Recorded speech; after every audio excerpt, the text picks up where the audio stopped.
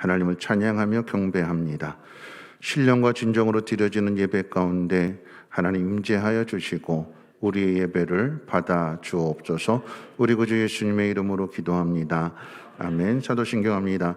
전능하사 천지를 만드신 하나님 아버지를 내가 믿사오며 그 외아들 우리 주 예수 그리스도를 믿사오니 이는 성령으로 잉태하사 동정녀 마리아에게 나시고 본디오 빌라도에게 고난을 받으사 십자가에 못 박혀 죽으시고 장사한 지 사흘 만에 죽은 자 가운데서 다시 살아나시며 하늘에 오르사 전능하신 하나님 우편에 앉아 계시다가 저리로서 산자와 죽은 자를 심판하러 오시리라. 성령을 믿사오며 거룩한 공예와 성도가 서로 교통하는 것과 죄를 사하여 주시는 것과 몸이 다시 사는 것과 영원히 사는 것을 믿사옵나이다. 아멘. 찬송가 191장 통일찬송가 427장 찬송 후에 전현자 권사님 기도해 주시겠습니다.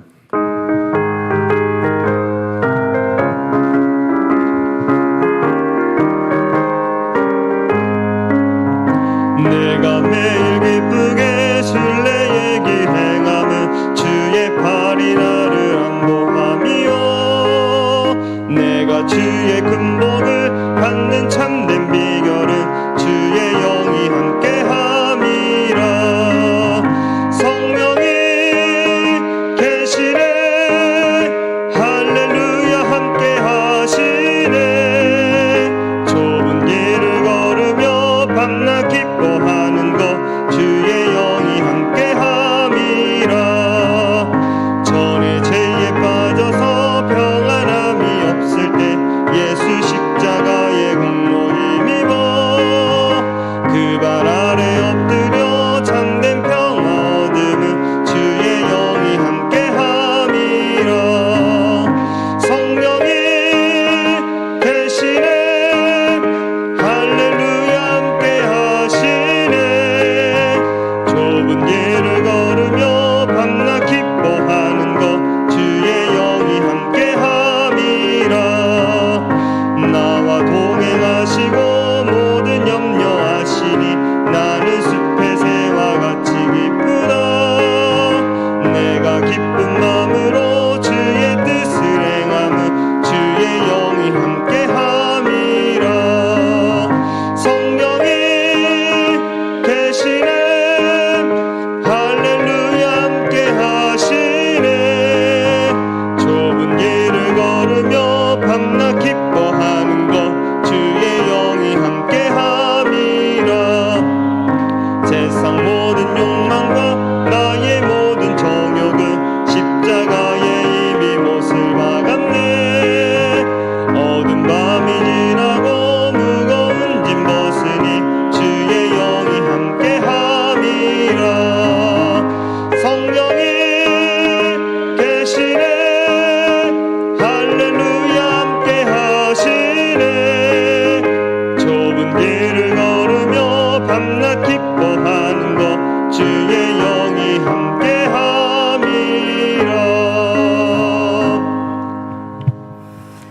사랑의 하나님 아버지, 찬양으로 예배하게 하시니 감사합니다. 하나님의 자녀된 우리가 하나님의 성품을 담지 못하고 세상을 닮아가며 구별되지 못한 삶을 고백합니다. 예배를 통하여 우리의 모양이 하나님의 형상을 담도록 인도하여 주옵소서. 하나님, 우리를 어떻게 사랑하시는지를 기억하게 하시고 형식이나 습관이 아닌 주는 그리스도시요 살아계신 하나님의 아들이심을 우리의 입술로도 고백되게 하여 주옵소서.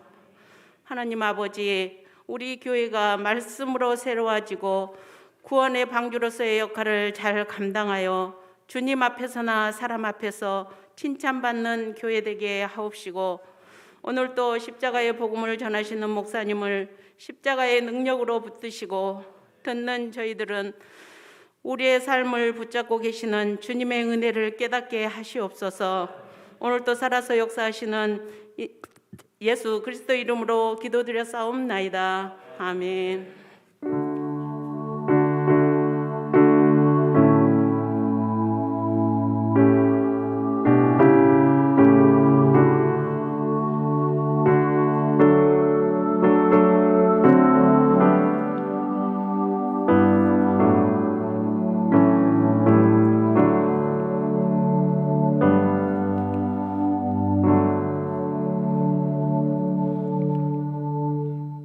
교회 소식은 주보를 첨부해 주시고요. 고난 주간 3월 마지막 주 작정 특별 새벽 기도회가 있다는 것 기억하시고 여러분 마음으로 지금부터 준비하셔서 부활의 주님을 만남으로 인하여 여러분의 믿음도 여러분의 모든 것들이 다 살아나시기를 부탁을 드립니다. 저는 이제 수영록 교회 이제 내일부터 개강이 되어서 그래서 로드맵 플러스 월요일 화요일 그리고 다음 주 월화수 이렇게 자리를 비우게 됩니다. 위에서도 기도해 주시고 교회가 제가 없을지라도 든든하게 잘 세워질 수 있도록 여러분 기도하는 자리 놓치지 마시고 우리 직분자들 더욱더 깨어서 기도해 주시기를 부탁을 드리겠습니다. 하나님 말씀 보시겠습니다. 갈라디아서 3장 23절로 4장 7절까지 우리 한 절씩 교독으로 읽겠습니다. 갈라디아서 3장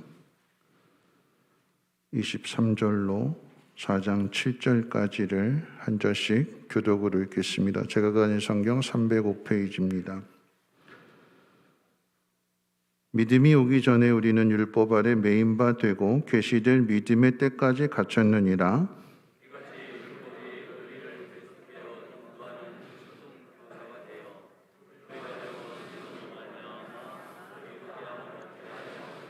믿음이 온 후로는 우리가 초등교사 아래 있지 아니하도다.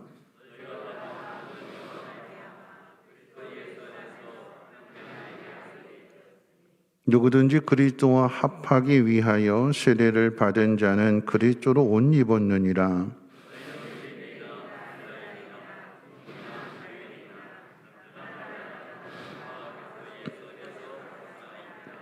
너희가 그리스도의 것이면 곧 아브라함의 자손이요 약속대로 유업을 이을 자니라.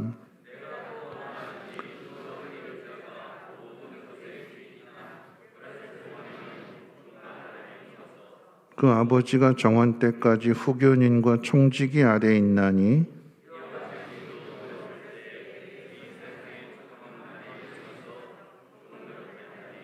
때가 참에 하나님이 그 아들을 보내사 여자에게서 나게 하시고 율법 아래 나게 하신 것은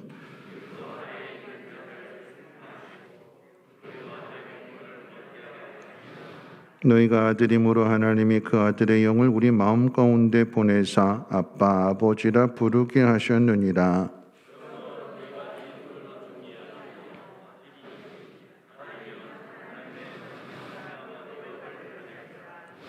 아멘.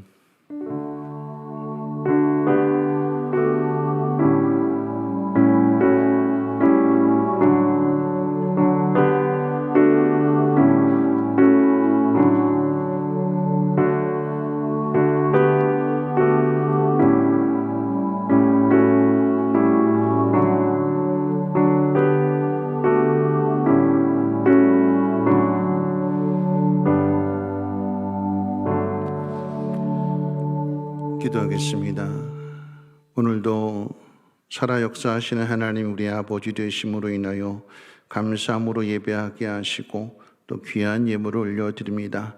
하나님의 자녀로서 살아가는 동안에 부끄럼 당하지 아니하게 하시고 날마다 간섭하여 주시고 인도하시며 우리에게 복 주시는 그 하나님이 우리 아버지 되심은 세상 가운데 증거하며 많은 사람들에게 복음을 전하여서 함께 가족이 되는 놀라운 역사들이 나타나게 하옵소서. 오늘도 하나님 말씀을 배웁니다. 하나님 배우고 확신하는 일들 가운데 거하게 하여 주시고 하나님 그 믿음이 굳세어져서 어떤 상황에도 흔들리지 않는 하나님의 자녀다운 사람으로 살게 하옵소서. 우리 구주 예수님의 이름으로 기도하옵나이다. 아멘. 네, 우리 옆에 분하고 인사 나누겠습니다. 이 밤에도 잘 오셨습니다. 우리는 가족입니다. 이렇게 하고 인사하겠습니다. 네, 이 밤에도 잘 오셨습니다. 네, 우리는 가족입니다. 네, 한 번 더 인사할까요? 코로나 끝나고 밥 한 번 먹읍시다. 네.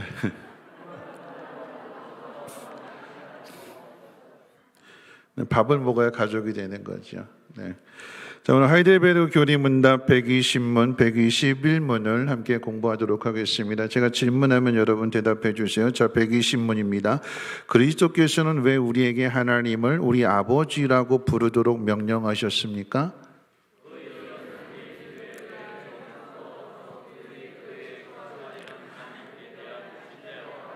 어린아이와 같은 경외하는 마음을 우리 안에서 깨닫게 하기 위함입니다. 즉 하나님께서 그리스도를 통하여 우리의 아버지가 되시고 지상의 우리 부모가 이 지상의 것들을 우리에게 거절하지 아니하는 것 이상으로 하나님 아버지께서 우리가 믿음으로 구하는 것을 거절하지 않으시기 때문입니다. 121문입니다. 왜 우리 아버지란 말에 하늘에 계신이란 말을 덧붙여야 합니까?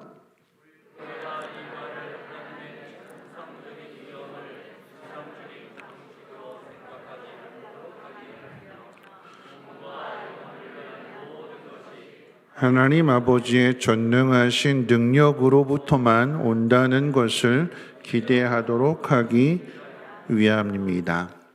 하이델베르크 교리문답의 마지막 주제는 기도라고 말씀을 드렸습니다. 기도는 하나님의 은혜의 구속으로 하나님의 은혜로 말미암아 구속을 받은 그리스도인이 하나님께 감사하는 방식이기도 하지만 또한 하나님을 믿는 사람이 하나님께 드리는 청원이기도 합니다. 믿는 사람이 하나님께 드리는 청원과 관련하여 주님이 가르쳐 주신 주기도문을 이제 하이델베르크 끝나는 이제 마지막 주까지 살펴보게 될 것인데요. 이 주기도문 안에 있는 여러 가지 청원을 살펴보기에 앞서서 우리의 청원을 받으시는 분이 누구시며 우리와 어떤 관계에 있는가를 살펴보는 일은 매우 중요한 일이 됩니다. 하나님과 우리의 관계는 아버지와 아들의 관계이지요. 즉 하나님을 아버지라고 부르는 하나님의 자녀임을 인식하는 그 관계 속에서 청원이 시작된다라고 하는 것입니다. 이 120문답의 표현을 빌리면 이 이름은 우리 안에서, 우리 속에서, 우리 마음속에서 깨달아져야 됩니다. 하나님을 아버지라 부를 수 있는 관계에 대하여 먼저는 그리스도께서 우리에게 이런 방식을 하나님에 대하여 아버지라고 부르도록 가르쳐 주셨습니다. 예수님께서 성령을 우리에게 보내주셨는데 바울은 이 성령을 가리켜서 아들의 신분을 주시는 영으로 소개를 했습니다. 즉 성령을 통하여 우리가 아바 아버지라 부를 수 있게 되었다라고 하는 의미가 됩니다. 예수 그리스도께서 우리에게 아들의 신분을 주시는 그 영 안에서 하나님을 아버지라고 부를 수 있다는 주제로 오늘 세 가지 요점을 말씀드리도록 하겠습니다. 첫째는 옛 이름, 둘째는 새 이름, 그리고 셋째는 강력한 그 이름의 실제입니다. 자, 첫 번째로 우리가 생각해 볼 것이 있다면 아버지라고 하는 하나님의 이름은 옛 이름이다라고 하는 것입니다. 많은 사람들이 말하기를 예수님이 이 땅에 오셔서 새롭게 하신 것 중에 하나가 하나님을 아버지라고 부를 수 있게 된 것이라고 말합니다.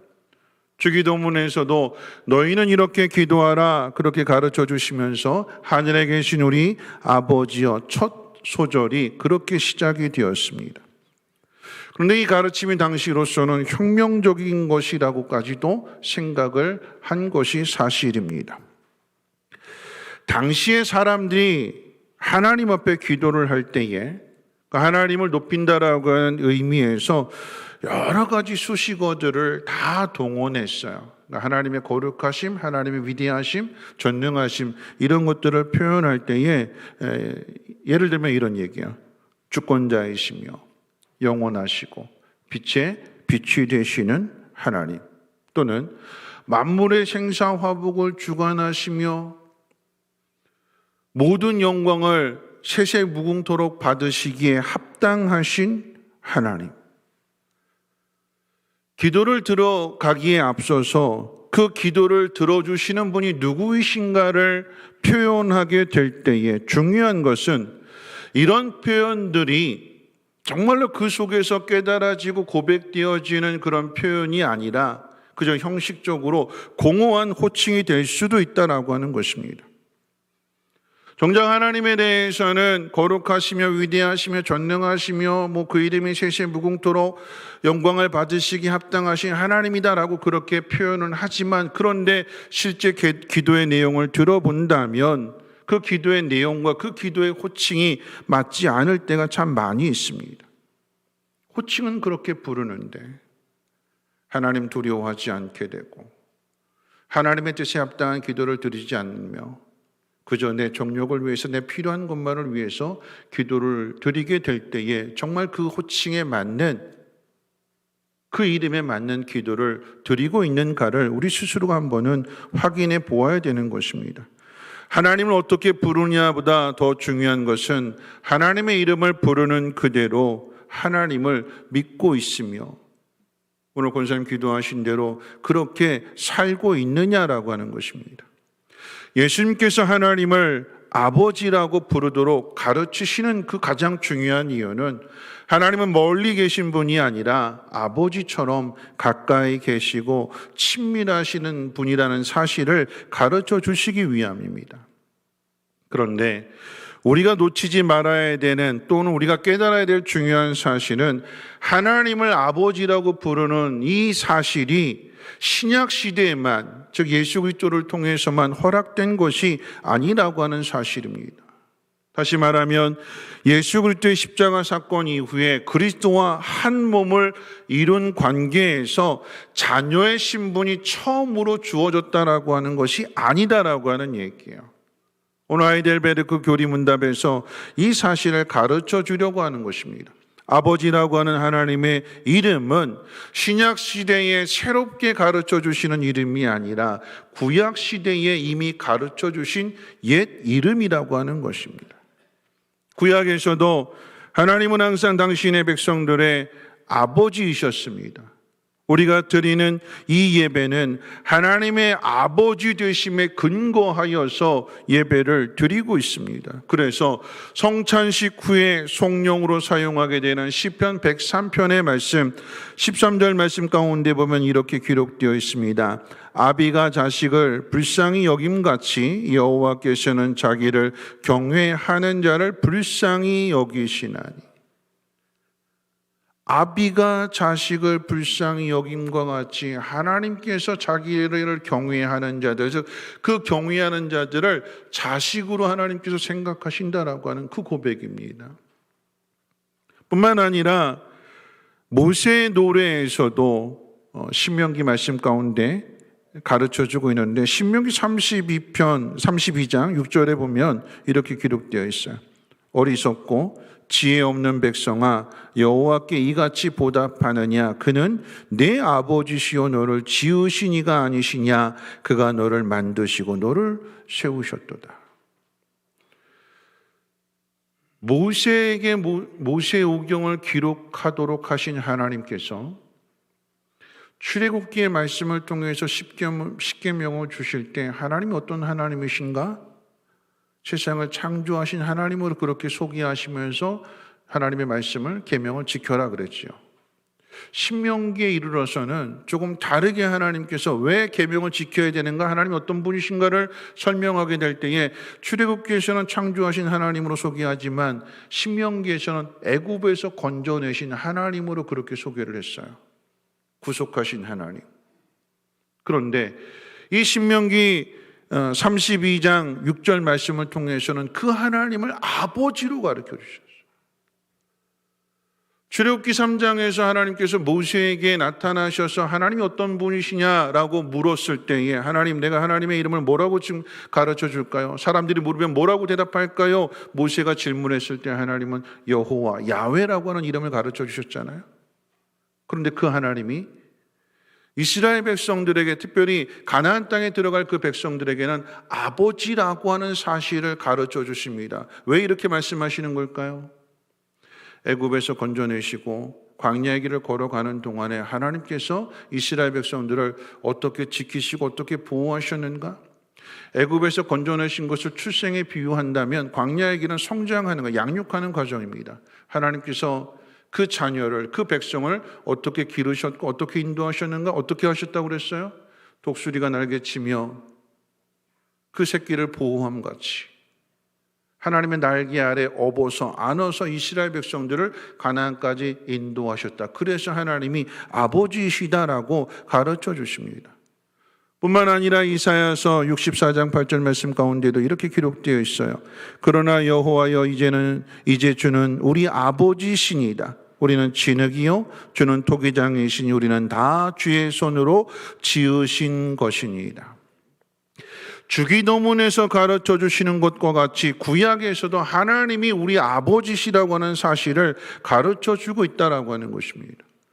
자, 뿐만 아니라 예수님 당시의 유대인들도 하나님을 분명하게 아버지로 알고 있었음을 확인하게 되는데, 요한복음 8장에 보면 유대인들이 자신들을 아브라함의 자손으로 소개를 하면서, 즉 아브라함의 아들이다라고 하는 거죠. 그러면서 말하기를 그 아브라함을 지으신, 아브라함을 부르신 분이 하나님이시기 때문에, 아브라함이 하나님께로부터 났기 때문에 아브라함이 하나님의 자녀가 된다면 자신들은 아브라함의 자녀들이기 때문에 자신들도 역시 하나님의 자녀요, 하나님이 아버지시라고 그 당시의 유대인, 신약시대의 유대인들도 이와 같은 생각을 분명하게 하고 있었습니다. 그런데 하나님이 우리의 아버지가 되신다는 사실을 예수님이 가르쳐 주실 때 이 유대인들이 격하게 반응을 해요. 왜 그렇게 격하게 반응하는가는 호세아 말씀을 통해서 살펴볼 수 있는데, 우리 한번 성경 찾아볼까요? 호세아서 11장 1절로 4절입니다. 호세아서 11장 구약성경 마지막 부분, 호세아서 11장 1절로 4절 말씀 찾으셨으면 우리 한 절씩 한번 교독으로 한번 읽어볼까요? 호세아서 11장 1절로 4절입니다. 제가 먼저 읽겠습니다. 이스라엘이 어렸을 때 내가 사랑하여 내 아들을 애굽에서 불러냈거늘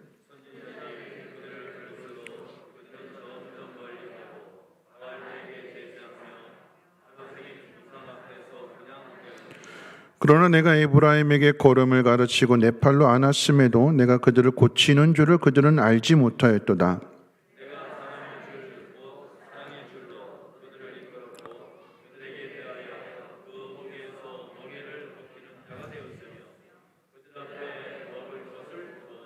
아멘. 여러분, 이 말씀은 하나님께서 당신의 백성들을 부르시고 어린 시절에 그들을 인도하시고 사랑으로 먹이고 그 걸음을 가르쳐 주시고 풍요로운 그 가나안 땅에 두시고 약속을 주시며 그 약속을 지켜주셨다고 가르쳐 주고 있습니다. 그런데 그럼에도 불구하고 이스라엘의 마음이 변했고 하나님 아버지에게서 그 마음이 멀어졌으며, 아니 아예 잊어버렸습니다. 하나님이 아버지 되심을 아예 잊고 살아왔어요. 그래서 예수님이 그 사실을 가르쳐 주실 때에 유대인들이 화를 내는 거예요.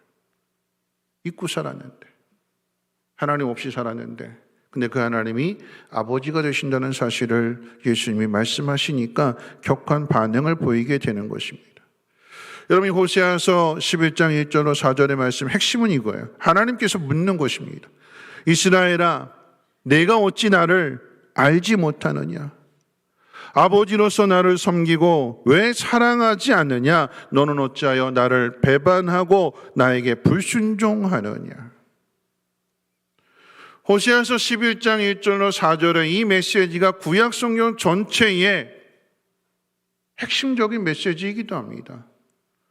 이와 같은 메시지가 마지막 성경 말라기서 1장 6절에도 기록되어 있는 이런 이야기가 기록되어 있어요. 내가 아비일진데 나를 공경함이 어디에 있느냐? 하나님의 아버지가 되시는데, 그런데 구약시대 사람들이 하나님을 아버지로 인정하지 않고 아버지로 공경하지 않고 반역하고 거역하고 불순종하더라라고 하는 이야기입니다. 그게 구약의 이야기예요. 그래서 예수님이 오실 수밖에 없는. 여러분, 이 첫 번째 대지의 말씀을 정리하면 하나님이 이스라엘의 아버지가 되심은 구약시대에는 없고 신약시대에만 있는 것이 아니다라고 하는 이야기예요. 하나님은 처음 사람 아담과 하와에게도 아버지이셨고 신약시대의 당시의 사람들에게도 아버지이셨으며 오늘 우리에게도 동일하게 하나님은 우리의 아버지가 되십니다. 예수님이 이 땅에 오신 것은 그 멀어진 관계, 그 멀어진 호칭을 다시 친밀하게 부를 수 있도록, 그래서 주님이 이 땅에 오신 것입니다. 그저 옛 이름 아니다라고 하는 얘기예요. 새롭게 주어진 것이 아니라 옛부터 있었던 그 이름이다라고 하는 것을 가르쳐 줍니다. 자, 두 번째입니다. 아버지라는 하나님의 이름은 예수 그리스도 안에서 새로운 이름이 되었습니다. 여러분, 이 이야기는 마치 모순처럼 들려요. 앞에 있는 대지와 지금 뒤에 두 번째 대지가 서로 반대되는 이야기처럼 들려지게 됩니다. 앞에서는 하나님의 옛 이름은 새롭게 주어진 것이 아니라고 그랬어요. 근데 지금 두 번째 대지에서는 하나님의 아버지의 그 이름은 새롭게 주어지는 이름이라고 또 이야기합니다. 혼동이 되고 헷갈릴 수 있는데 이런 이야기예요. 아버지라고 하는 이름은 전혀 새로운 이름이 아니라 이스라엘 역사 전체 이전부터 주어진 이름이지만 예수님이 오신 신약에 있어서는 또 다른 의미에서의 새로운 이름이 주어지게 됩니다. 이걸 어디에서 확인할 수 있는가?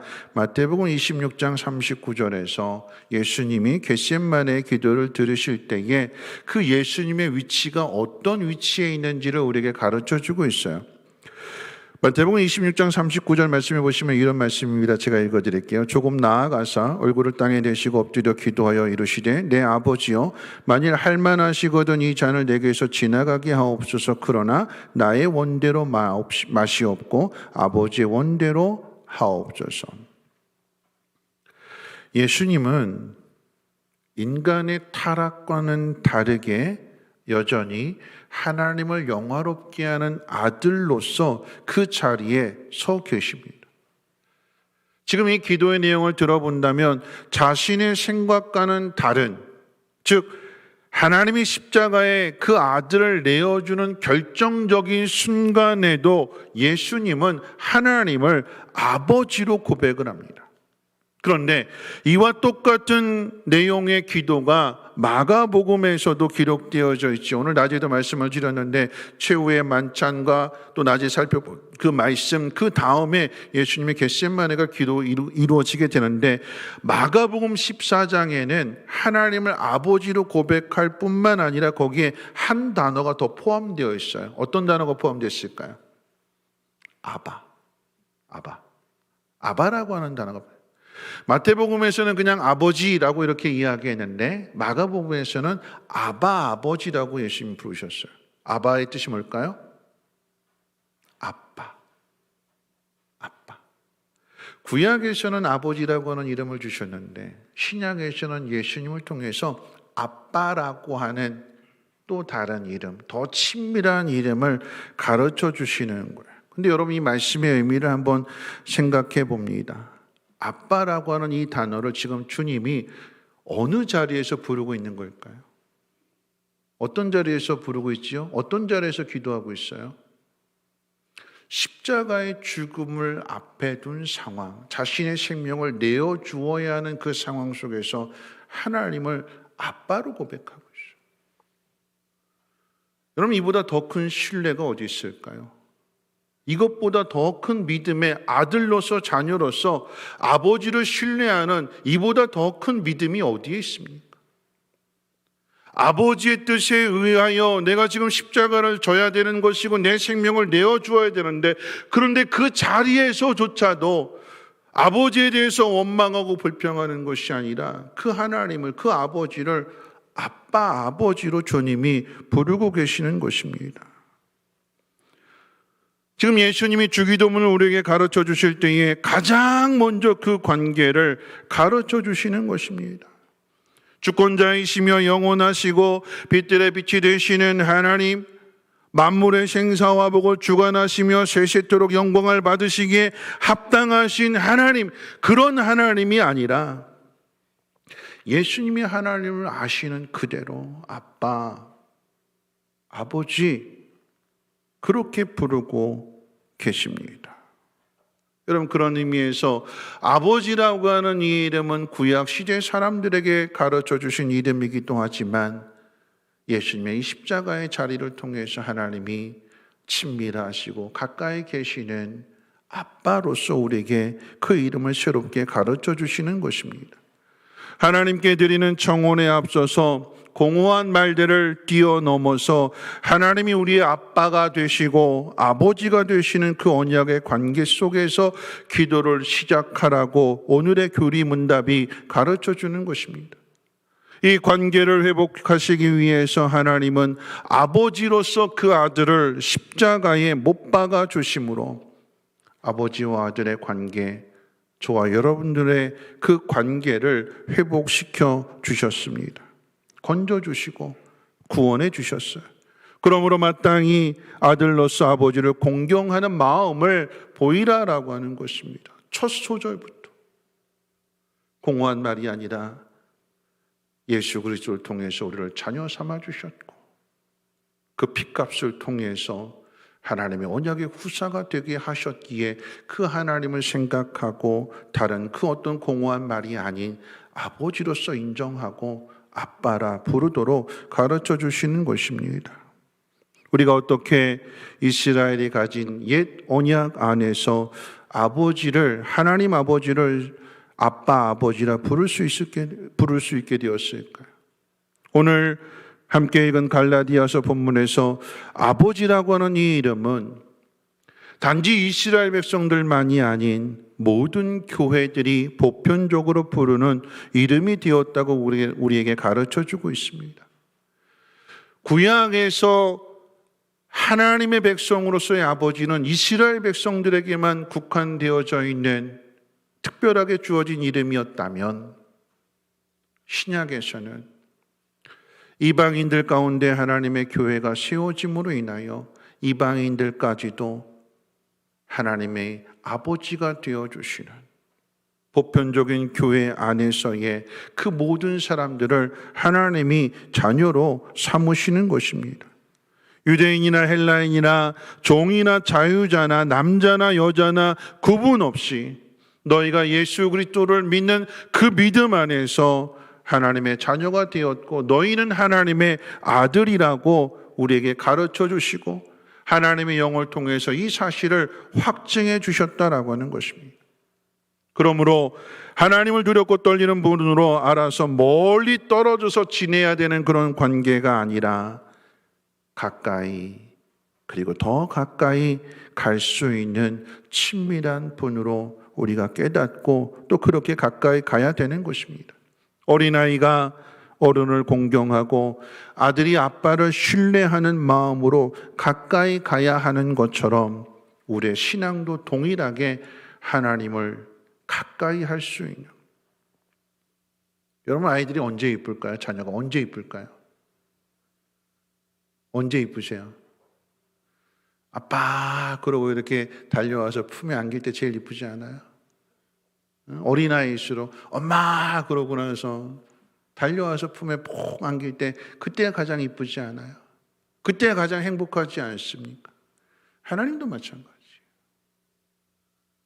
아빠를 대할 때, 아버지를 대할 때에 그 부자연스러운 호칭을 가지고 아바마마, 뭐 아버님, 뭐 이런 것보다도 그냥 허물 없이 아빠, 언제든 어디서든 아빠. 그러면 오히려 그것이 더 듣기 좋고 행복한 거 아니겠습니까? 하나님 우리에게 요구하시는 게 그거예요. 어디서든 어떤 상황이 있어든 아빠, 그냥 편하게 아빠 나 힘들어요.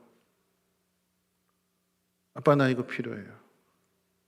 그럴 때 하나님은 그것을 더 기뻐하신다라고 하는 것이고, 그것을 위해서 아들을 주셨기 때문에 우리가 그 사실을 깨닫고 하나님을 아버지로 더 친밀하게 믿고 신뢰하며 어린아이 같은 마음으로 다가가야 된다라고 하는 것입니다. 자, 이제 마지막 세 번째입니다. 하나님을 우리 아버지라고 부르면서 살아가는 그 삶의 실제에 대해서 우리가 함께 생각해 봅니다. 유대인들은 이방인들 앞에서 자신들의 특별한다는 것을 내세울 때마다 하나님이 자신들의 아버지라고 말했습니다. 그러나 실제적인 삶에 있어서는 하나님의 아들로서는 살지 않았습니다. 자기 스스로 살았고 자기가 자기를 부양하는 모습으로 그렇게 살았어요. 하나님을 의지하지 않았고 하나님의 말씀에 귀 기울여 듣지도 않았습니다. 비유하자면 이런 얘기예요. 호족상 아들로는 등재되어 있는데 삶에 있어서는 아버지가 없는 삶을 살더라라고 하는 얘기예요. 그것이 구약시대 이스라엘 백성들의 모습이었어요. 하나님 모든 것을 주셨는데, 하나님이 건져내셨고 하나님 인도하셨으며 하나님 모든 복을 주셨는데, 그런데 아버지로부터 받았음에도 불구하고 아버지를 부정하는, 그리고 다른 곳에 가서 다 갖다 바치는, 그래서 하나님과의 관계가 깨어지고 하나님에게서 멀어지는 거 아니겠습니까? 그런 유대인들에게 지금 예수님께서 주기도문을 통해서 하나님이 우리 아버지시며 그 하나님은 하늘에 계신 분으로 가르쳐주고 있습니다. 오늘 우리가 읽은 이 교리문답 가운데 있어서 이 마지막 부분에 있어서 이 땅에 있는 육체의 아버지, 지상의 아버지와 하늘의 아버지를 구분하라라고 하는 의미에서 오늘 이 교리문답을 가르쳐 주는 거예요. 이 땅에 있는 육신의 부모들, 육신의 아버지들은 여러 가지 면에서 자녀들에게 실망을 줄 수 있습니다. 자녀들이 어렸을 때는 아버지 같은 분이 없다고 생각했어요. 그런데 자녀가 커가면서 생각이 달라지게 됩니다. 아버지가 변한 게 아닌데, 아버지는 언제나 그 모습 그대로인데, 육신의 아버지는 언제나 그 모습 그대로예요. 그런데 자식이 커가다 보니까, 자기가 커가다 보니까 아버지가 작게 보이는 거예요. 어렸을 때는 아버지가 크게 느껴져서 감히 아버지에게 대꾸하지 못하고 대항하지 못하고 고분고분 순종했는데, 그런데 자식도 함께 커가니까 뭐라고 그래요? 함께 늙어가는 처지라고 그렇게 말하지 않아요? 그러다 보니까 아버지를 우습게 생각하네요. 아버지의 명령에 거역하고 반발하기도 하며 목소리가 커지기도 합니다. 왜 이렇게 될까요? 첫째는 자기가 컸다라고 하는 것이고, 둘째는 그때부터 아버지의 약한 점이 보이게 되는 거예요. 아버지에 대해서 실망했기 때문에 그래요.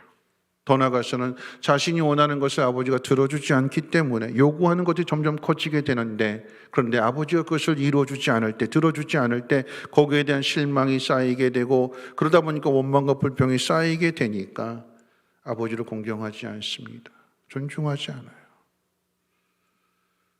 여러분, 이것과 관련하여 오늘 하이델베르크 교리문답에서 육신의 아버지에 대한 생각과 하나님 아버지에 대한 생각을 분리해서 구분해서 생각하라고 가르쳐 주는 거예요. 우리 121문 다시 한번 읽어볼까요? 제가 먼저 질문을 합니다. 왜 우리 아버지란 말에 하늘에 계신이란 말을 덧붙여야 됩니까?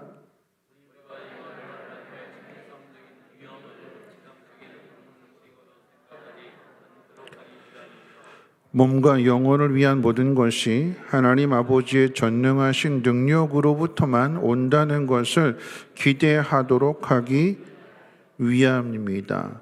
여러분, 하늘의 아버지와 하나님 아버지와 이 땅에 있는 육신의 아버지가 다르다라고 하는 것을 구분하라라고 하는 얘기예요. 이와 관련해서 지금 두 가지로 설명하게 될 때, 첫 번째는 우리가 이 말을 하나님의 천상적인 위엄을 지상적인 방식으로 생각하지 않도록 하기 위함이라고 그랬어요. 즉, 하나님을 이 땅에서의 육신의 아버지를 생각하는 방식으로 하나님에 대해서 실망했습니다. 하나님 왜 내 부탁 들어주지 않습니까? 하나님이 팔이 짧아서 나를 구원하지 못하는 것입니까? 이런 방식으로 육신의 아버지를 생각하는 방식으로 하나님을 생각하지 말라라고 하는 것입니다. 젊은 세대든 나이 든 세대든 부모님의 뜻을 거역할 때에 그 젊은 세대가 이렇게 이야기하잖아요. 우리 부모님은 구시대라서 이 신시대를 이해하지 못한다고 그렇게 이야기를 해요. 아버지 세대와 우리 세대가 다르다라고 이야기를 하며 선을 그어요. 그래서 나는 옳고 구시대인 아버지는 틀렸다라고 그렇게 생각하고 고역을 합니다. 여러분, 그런데 이것이 오만입니다. 오만. 이런 오만한 생각을 갖게 되는 그 이유는 내가 생각의 주체가 되어서 내가 내 인생을 책임지는 방식으로서 내가 내 인생 책임져야 되니까, 부모가 내 인생 대신 살아주는 거 아니고, 그러니까 자기가 자기 인생 책임지는 차원에서 내가 생각하는 게 옳다고 밀고 나가는 거예요. 물론 하나의 과정일 수도 있겠지만 하나님은 그런 사람들을 마치 예수님 베드로를 가르치고 깨닫게 하시고 다시 새롭게 다듬어서 하나님의 사람으로 만들어 가시는 것처럼 그런 자식들마저도 하나님께서는 고치시고 다듬으셔서 온전한 자식으로 하나님께서 바로 세우실 거예요. 그런 과정도 때로는 필요하겠죠. 근데 중요한 것은 그럼으로 인해서 그 자녀가 고생하게 되는 거죠. 부모를 인정하고 부모의 뜻에 순종한다면 그 부모로부터 모든 것들을 공급받게 되는 것이고, 그러므로 인하여 편안한 삶을 살아갈 수 있는 것인데, 부모를 거역한다라고 하는 것은 마치 지붕이 없는 집에 사는 것과 같아요. 자기 스스로 모든 것들을 다 채워야 되는 것이고 자기 스스로 그 가림막을 만들어 가야 되는 거잖아요. 얼마나 고달플까요? 얼마나 힘이 들까요? 이 세상 그 누구보다도 그 자녀를 사랑하는 건 부모인데, 그런데 그렇게 사랑하는 부모의 가르침을, 그 권면을 외면하고 내 생각대로 내 고집대로 살겠다고 뿌리치고 나간다면 그만큼 고생하는 거잖아요. 그만큼 삶이 고달퍼지는 거 아니겠습니까? 그렇기 때문에 하나님께서 예수 그리스도를 통해서 그 관계를 회복시켜 주시는 것이고, 우리 안에 하나님의 영을 보내주셔서 이 하나님의 영을 통해서 아바 아버지라고 부르게 하시며, 그래서 하나님의 영의 인도함을 받고 살아가도록 우리에게 은혜를 허락해 주셨습니다. 만일 우리가 하나님을 아버지로 인정한다면 내 뜻대로 사는 것이 아니라 내 속에 거하시는 하나님의 영, 하나님이 나의 아버지시라는 사실을 깨닫게 해주시는 그 하나님의 영의 인도함을 받아야 되는 것이고 순종해야 되는 거잖아요. 무엇으로 그 사람이 하나님의 자녀인 것을 알겠습니까? 하나님의 자녀라면 하나님의 뜻에 순종하는 것으로 하나님의 자녀인 것을 알 것이요, 그 하나님의 자녀로서 살아가는 그 모습을 통해서 성령이 날마다 깨닫게 하시고 말씀 가운데 순종하게 하시고, 그런 삶을 살아가니까 자연적으로 어떻게 해요? 하나님과의 관계가 아버지와 아들의 관계를 날마다 확인하는 그 속에서 육신의 아버지 또한 이 하나님의 영이 그 관계를 회복하게 하신다라고 하는 얘기예요. 여러분 잘 생각해 보십시오. 여러분 자녀들이 여러분 부모님의 뜻에 순종할까요? 사춘기 때부터 막 반항하잖아요. 대들잖아요. 때리려고 하면은 이제 옛날에 맞았는데 이제는 딱 막 막잖아요. 막 그렇죠? 우리 집 얘기 아니에요. 여러분 오해하지 마시고. 네. 왜 그렇게 할까요? 내가 옳다고 생각한, 나도 힘이 있다라고 하는 얘기예요. 이전에 내가 아니다라고 자기를 드러내고 싶은 거예요. 그런데 이런 자녀를 그냥 내버려 두지 않으신다라고 하는 얘기, 하나님이 어떻게 회복시키실까요?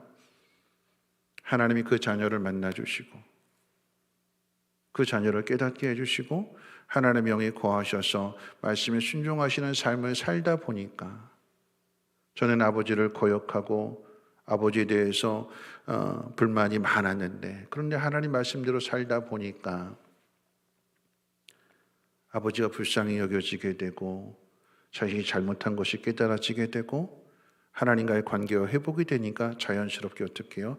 부모와 자녀, 육신의 부모와 자녀의 관계도 회복이 되더라라고 하는 얘기예요.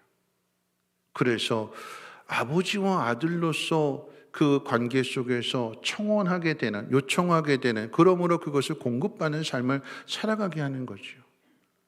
하나님이 복을 누구를 통해서 주실까요? 누구를 통해서 주시죠? 누구를 통해서 주신다고 약속하셨어요? 부모를 통해서, 부모에게 순종하는 자녀에게 하나님은 그 부모를 통해서 복을 주시는데, 그런데 그 육신의 부모가 그 자녀에 필요한 것을 다 공급해 줄 수 없어요. 한계가 있기 때문에. 물질이 됐든 건강이 됐든 그 부모에게 한계가 있기 때문에 자녀가 원하는 것을 다 들어줄 수 없어요. 그럼 그 부모는 어떻게 할까요? 어떻게 하면 되죠? 기도하잖아요. 하나님, 내 자녀에게 필요한 것을 내가 채워줄 수 없습니다. 그런데 하나님은 내 아버지이시기에 하나님이 채워주실 수 있습니다 하고 하나님 앞에 기도하게 될 때 하나님이 그 기도에 응답해 주시지 않을까요? 아들을 주시기까지 우리를 사랑하시는 하나님이라고 말씀하셨기 때문에 우리가 구하는 것에 대하여 그 무엇인들 아끼겠느냐고 하시는 하나님이 그 자녀를 위해서 간절한 마음으로 기도하는 그 기도에 응답해 주시지 않으시겠습니까? 지금 오늘 이 교리문답이 그것을 가르쳐 주고 있는 것입니다. 그런데 이 모든 것이 가능한 것은 우리가 성령 안에 거하고 성령의 인도하심을 따라 순종하며 살아가게 될 때에 이와 같은 복을 주신다라고 하는 얘기예요. 오늘 교리문답 120문답 가운데 두 번째로 생각해 보는 것이 이런 이야기입니다. 하반절에 보시면 몸과 영혼을 위한 모든 것이 하나님 아버지의 전능하신 능력으로부터만 온다는 것을 기대하도록 하기 위함입니다. 우리는 지상적인 방식으로 하나님을 생각해서는 안 된다라고 하는 거였어요.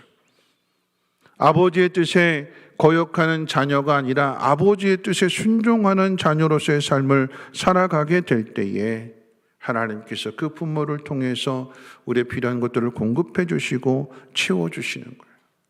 아들로서 생각할 수 없는 것에 대하여 부모는 다 경험해 봤기 때문에 아는 지혜가 있잖아요. 그 지혜 속에서 더 나아가서는 그 자식을 낳았기 때문에 그 자식을 누구보다도 아끼고 사랑하는 마음 속에서 하나님 앞에 구할 때에 하나님이 그 부모에게 그 모든 것들을 응답으로 주시게 된다면 여러분, 그 자녀가 복 있는 삶을 살아가는 것 아니겠습니까? 하나님을 아버지라 부른다라고 하는 것은 우리가 하나님을 그리스도 안에서 우리 아버지로 안다라고 하는 것을 보여주는 것입니다. 죽은 자 가운데서 부활의 생명을 주시는 하나님의 전능하심과 우리를 향하신 하나님의 사랑을 알고 있다는 의미가 되는 거예요. 이 사실을 분명하게 아는 사람은 하늘에 계신 하나님께 큰 기대를 갖게 될 것입니다. 하나님의 전능하심과 거룩하심으로 행하실 그 놀라운 일들에 대하여 우리 안에 거하시는 하나님의 영이 우리로 하여금 깨닫게 하시고 그 일에 동참케 하시며 하나님의 역사를 이루게 하시는 것입니다.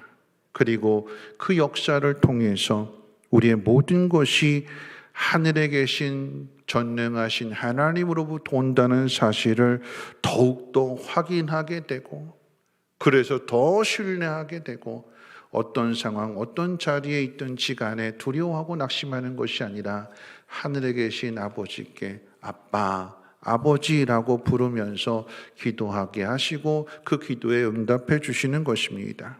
말씀을 정리하면서 여러분, 우리 기도의 첫 번째 단순한 말 하늘에 계신 우리 아버지여라고는 이 말 속에 아주 간단한 말이지만 아주 중요한 내용이 기록되어져 있음을 우리는 분명하게 깨달아야 될 것입니다. 하나님을 바르게 아는 것으로부터 바른 기도가 시작이 되는 것입니다. 예수 그리스도께서는 우리 안에서 어린아이 같은 마음으로 부모를 의지하고 부모를 공경하고 그 부모에게 부탁하는, 청원하는 그 기도를 우리에게 가르쳐 주시기를 원하십니다. 하나님이 이루시고자 하는 그 놀라운 일들, 하나님의 나라를 향한 그 놀라운 비밀들을 기도하는 사람, 청원하는 사람, 그런데 그 청혼의 대상자가 누구이신지를 분명하게 아는 그 믿음을 통하여서 그 놀라운 비밀을 깨닫게 하시고 그 놀라운 그 역사 가운데 우리를 부르시고 초대하시면서 함께 그 일을 이루어 가시는 것입니다. 하나님이 우리의 아버지이십니다. 모든 것을 아시는 아버지이시며 또한 모든 것을 채우시는 아버지이십니다. 말씀 맺을게요.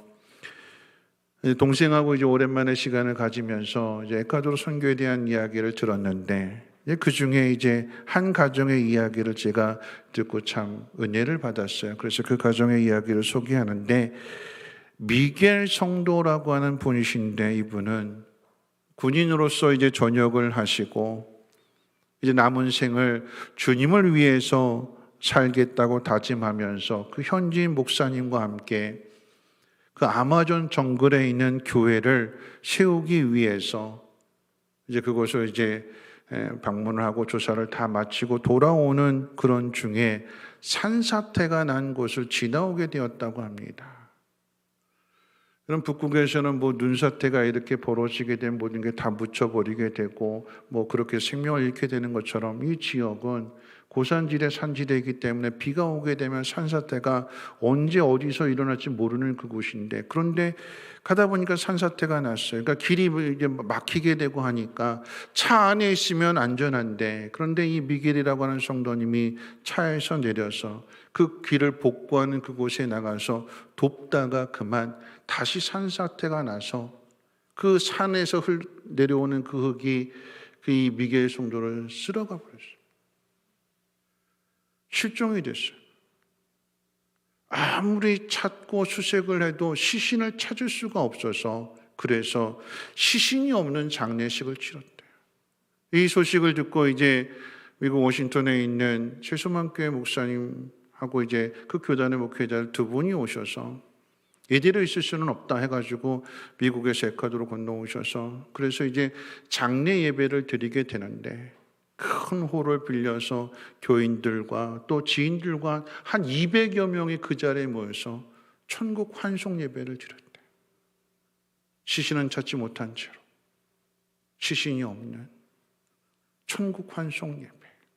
순교라고 생각했기 때문에 그 천국 환송 예배를 마치고 나서 그 가족들에게 위로금으로 2,000불을 드렸대요. 우리나라 돈으로 한 200만 원 되는 거죠.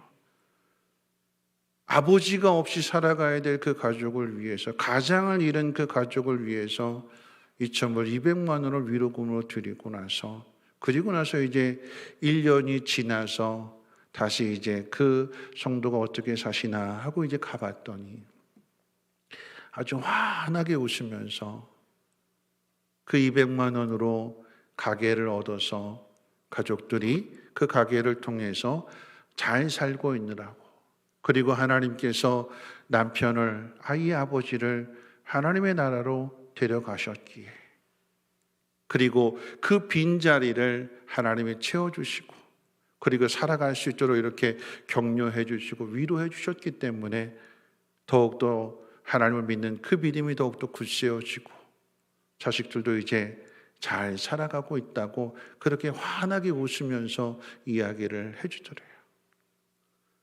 그럼 저는 이 이야기를 듣고 그런 생각을 했어요. 하나님께서 교회를 세우기 위해서 갔다가 오는 길에 하나님께서 그 생명을 거두어 가셨다면 하나님 그 가정을 어떻게 책임지실까? 아버지가 없는 그 빈자리 그 가정이 어떻게 될까? 저는 누구보다도 그 가정의 자녀들이 하나님의 영광을 나타내는 거룩한 자녀로 하나님 복 주시고 하나님 인도해 주실 줄을 믿습니다. 하나님 앞에 헌신한 것에 대하여 하나님의 아버지가 되셔서 부족하지 않도록 공급해 주시고 채워 주시고 슬픔이 아니라 오히려 그 일을 통해서 하나님을 더 기쁘시게 하는 그 삶을 향해서 그 믿음을 향하여 가정이 하나가 되어지는 것 하나님 우리의 아버지가 되시기 때문에 세상적으로는 슬픈 일이요 세상적으로는 불행한 일이라고 하겠지만 그런데 믿음 안에서 하나님 우리의 아버지가 되심으로 인하여서 그 사랑을 깨닫게 하시고 그 사랑 가운데 돌봐주시고 오히려 그 속에서 오히려 주님을 위해서 하나님의 나라를 위해서 더 헌신하게 하시는 것 아니겠습니까? 여러분 우리에게는 하나님이 계십니다.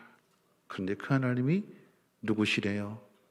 우리의 누구시래요? 아빠시래요. 아빠. 오늘 그 하나님 앞에 우리가 찬양으로 고백했으면 좋겠습니다. 우리 찬양팀 나오셔서 함께 찬양해 주실 때에 우리 마지막에 드렸던 창조의 하나님이 나의 아버지 이 찬양 부르시고 우리 함께 통성을 한번 기도하신 후에 주기도문으로 예배를 마치겠습니다.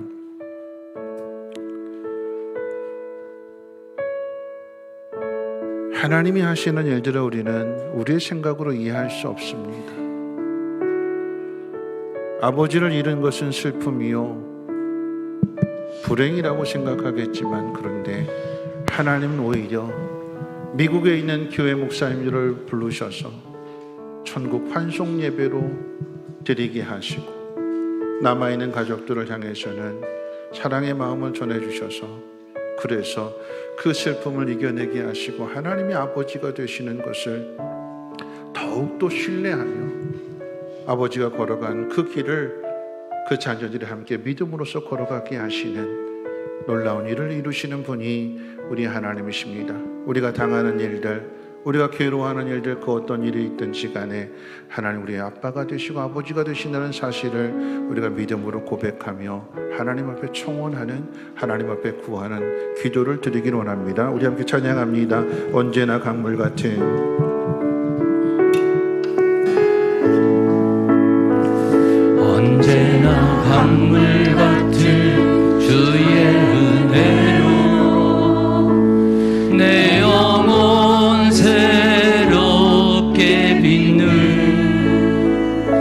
창조주 하나님이 나의 아버지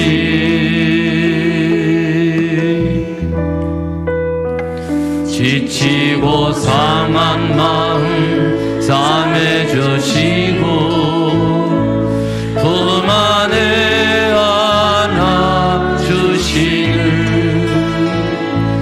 위로의 하나님이 나의 아버지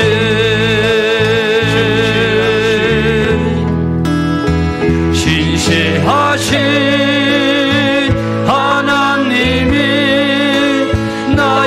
아버지 실수하지 않으시는 하나님이 나의 아버지 복 주시고 지키시며 은혜와 평강을 베푸시는 축복의 하나님이 나의 아버지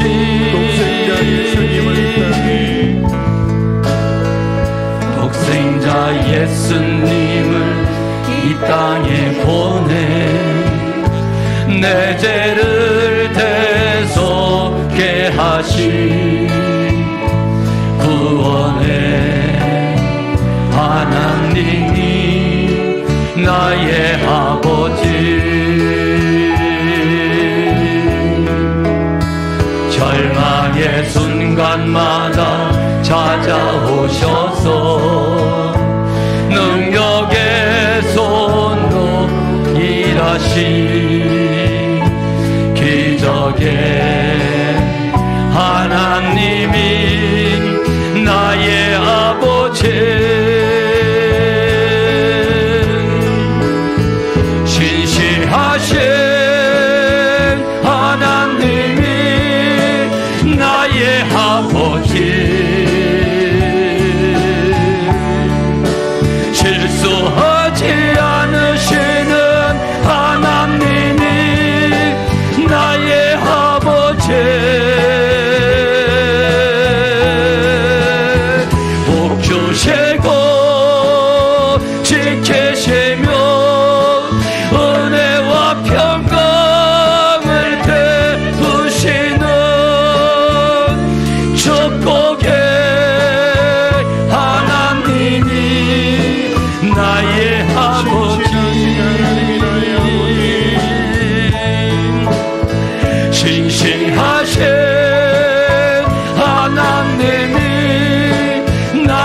아버지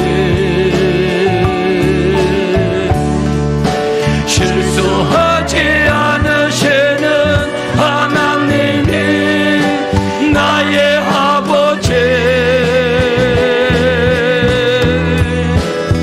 복 주시고 지키시며 은혜와 평강을 베푸시는 축복의 하나님이 나의 아버지. 우리 이 시간 함께 기도하실 때 하나님이 우리 아버지시래요. 예수님이 이 땅에 왜 오셨는가? 하나님이 우리의 아빠가 되신다라고 하는 이 사실을, 이 친밀한 관계를 회복시켜 주시기 위해서 오셨대요. 그러면 하나님 앞에 더 가까이 가야 되는 거죠. 어린아이 같은 그 모습으로 신뢰하고 존중하는 그런 모습으로 아버지를 찾아야 되는 거지요. 오늘 우리에게 주어진 상황이 어떤 상황일지라도 하나님 우리의 아버지가 되심을 믿는 것, 그 믿음 안에서 아빠, 아버지 나 도와주세요. 내 마음 어루만져 주세요. 다시 일어나게 해주세요. 하나님의 선하신 능력을 믿으며 하나님의 뜻을 따라 순종하는 삶을 살게 하시고, 하나님의 부르심 앞에 순종함으로 하나님의 그 놀라운 역사 가운데 거룩한 일꾼이 되게 해달라고 우리 함께 동성으로 하나님 앞에 기도하겠습니다. 거룩하신 하나님, 언제나 강물 같은 주의 은혜로 하나님의 뜻을 이해하는 내 영혼 새롭게 빛는 하나님에게서 멀어지며 창조의 하나님이 나의 아버지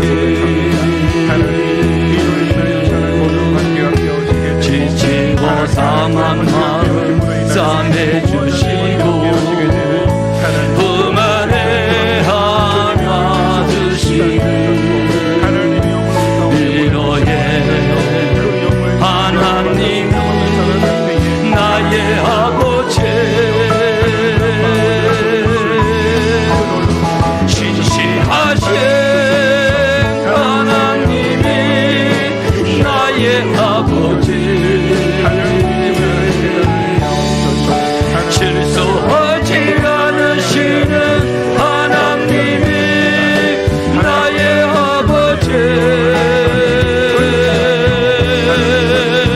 복 주시고 지키시며 은혜와 평강을 베푸시는 축복의 하나님이 나의 아버지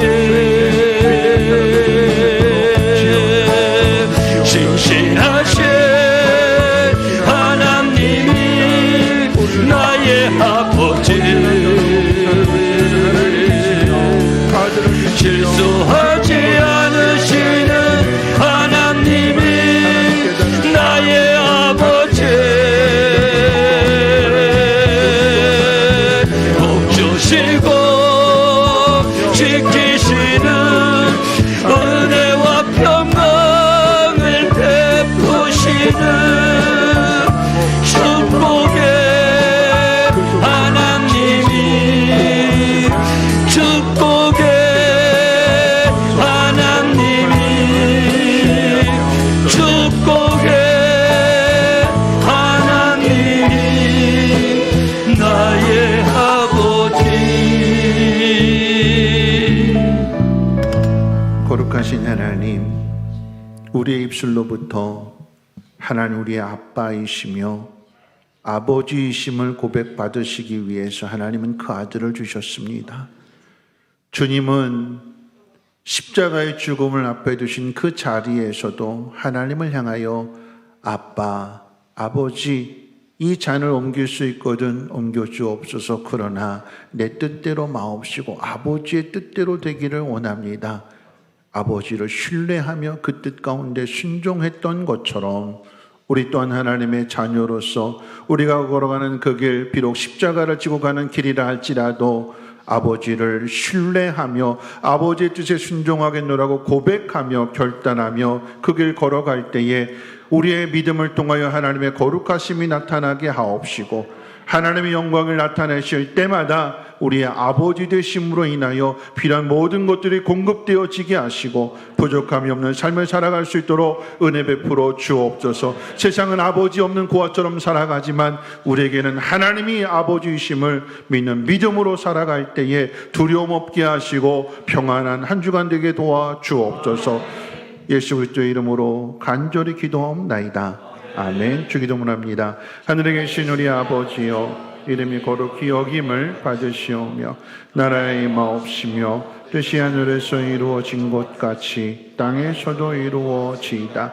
오늘날 우리에게 일용할 양식을 주옵시고 우리가 우리에게 죄 지은 자를 사하여 준 것 같이 우리 죄를 사하여 주옵시고 우리를 시험에 들게 하지 마옵시고 다만 악에서 구하옵소서. 되게 나라와 권세와 영광이 아버지께 영원히 있사옵나이다. 아멘.